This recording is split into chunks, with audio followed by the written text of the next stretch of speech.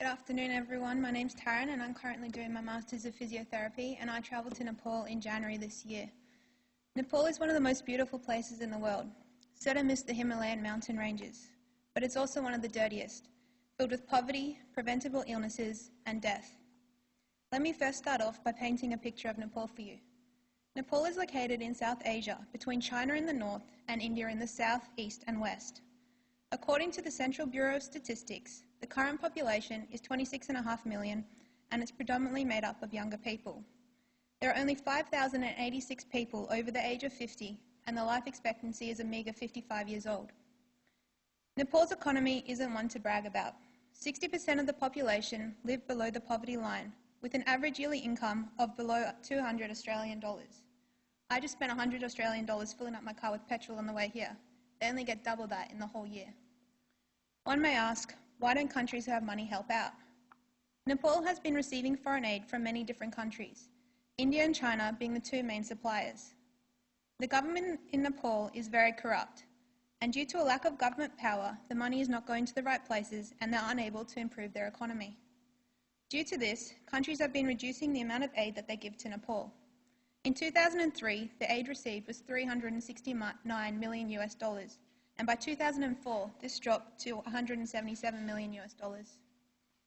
The low income, corrupt government, and the decline in foreign aid are all reasons why the country is only being provided with limited healthcare, and unfortunately, unless this is changed, Nepal will remain in a state of poor health and the cycle will continue.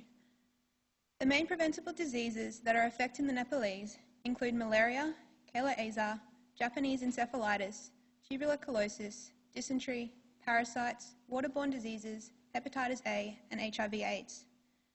These diseases can all be easily prevented, but the Nepalese are unaware of basic hygiene guidelines or ways to stop the spread of these diseases. Waterborne diseases can be stopped by simply boiling the water before drinking it. Many of the Nepalese are aware of this simple step, but cannot afford to do so. Whilst in Nepal, when we ask the people why they are drinking the water straight from the tap, they would say that because they were born there, the water doesn't affect them.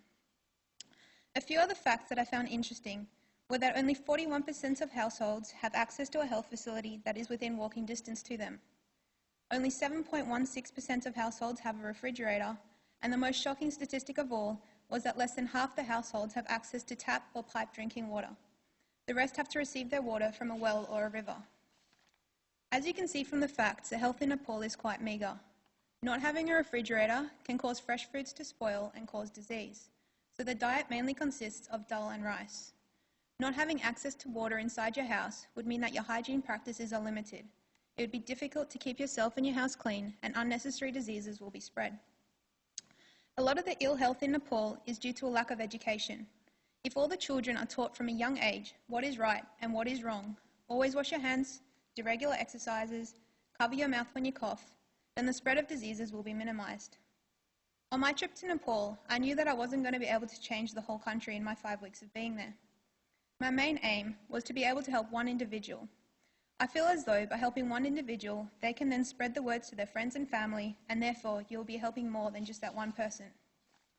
I was placed at Sahara Hospital with Anthony, who was another physiotherapist student from Adelaide. Sahara is a private physiotherapy and rehabilitation hospital.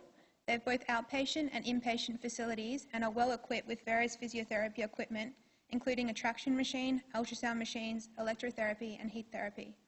They have 10 beds in the treatment part of the clinic, as well as 2 wards with about 10 inpatients.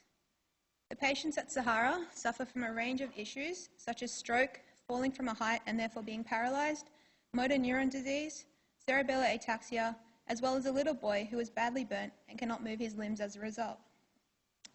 The outpatients that attend the hospital generally have musculoskeletal injuries. My role at Sahara was to help the physiotherapists there to deliver the treatments to the inpatients.